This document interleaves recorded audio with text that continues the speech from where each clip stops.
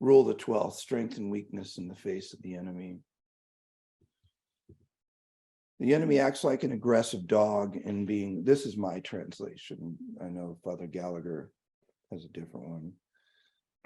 The enemy acts like an aggressive dog in being weak when faced with strength, and strong and when faced with weakness. When an aggressive dog is faced with firm opposition, it loses heart and flees. On the contrary, if the person begins to lose heart and flee, the anger, ferocity, and vengeance of the dog knows no bounds.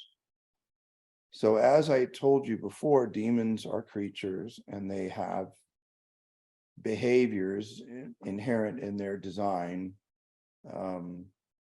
strengths and weaknesses, things that dissuade them, things that encourage them, just like you. And when you face them down instantly and with strength, just like an aggressive dog, they will back off. And the secret here is speed. The more you wait when you suffer a temptation or desolation, the stronger it will get, right? And you know this, like you guys know, any of you guys who've struggled with lust or sexual stuff, if you feel it, if you're at your computer and you sense it, or you know, and you get up and go do something right away, it's like no big deal, it's over, it's done, you're out, you're good. You linger for a second, you're dead, you know, or two, it's worse, right? You're not moving. And it's just because you're, you know, Father McManus could explain this better, but your assent to the movement is an essentially permission given to them. Does that make sense to you? So the movement oppresses on you. You don't fight it, which means essentially you agree with it, you're allowing it, and therefore it has more power. So if you don't fight it, you're agreeing with it or allowing it, therefore it has more power. And then of course, if you give yourself to give into mortal sin and that sort of thing, you're in some pretty dangerous territory. So, but when you fight, even though a demon is the weakest demon is way more powerful than you, but you have Christ in you, right? So when you fight, instantly, the thing that happens to you happens to the demon. So when you fight, it loses its strength. It loses its power over you. It's essentially injured or harmed and thereby dissuaded when you say, in Jesus' name, get the heaven away from me, go to hell, go to the foot, and then implore Jesus to send it to the foot of the cross, or the Saint Michael the Archangel, however you want to pray it.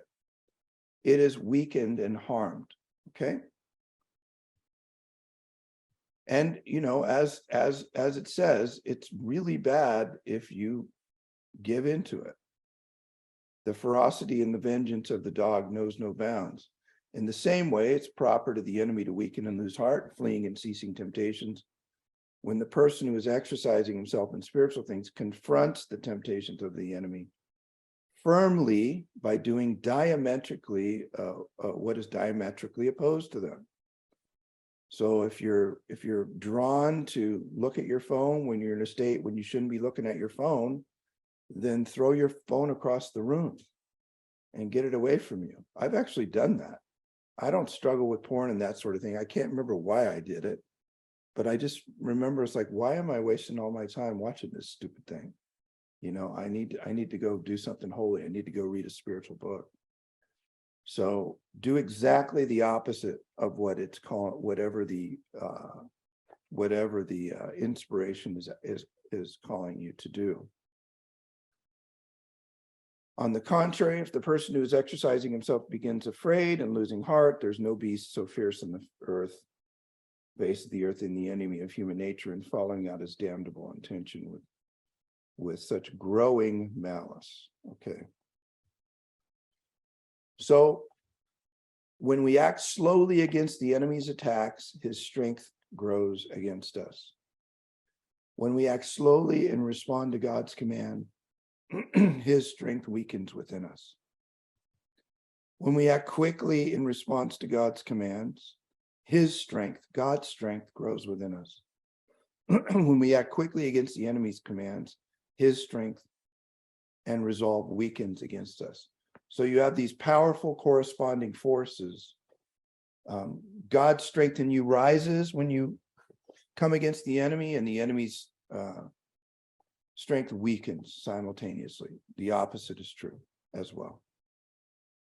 The enemy's strength rises and you acquiesce, and he gets stronger, and God's strength also diminishes within you. This is why you'll discover when you begin to fight using the rules and renunciation and that sort of thing. I remember when I first discovered some of this and I started to fight, there were times when I felt like I could do nothing against the desolation. It was so heavy and oppressive. I had a psychological perception that like a overwhelming lethargy, like I was in molasses, evil spiritual molasses was poured over me, and every movement was difficult. And what I discovered, though, if I would simply, by an act of the will, resist it,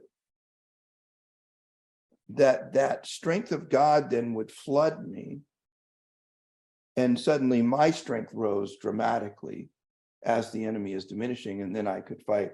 And it was weird. I've experienced it a number of times where you're just in this molasses and you can't move, but you do a little and you decide to, and then suddenly it all just goes away and you're totally free. So it doesn't matter how you feel when you're in desolation, you can fight. Please hear that. It doesn't matter how you feel when you're in desolation, you are able to fight.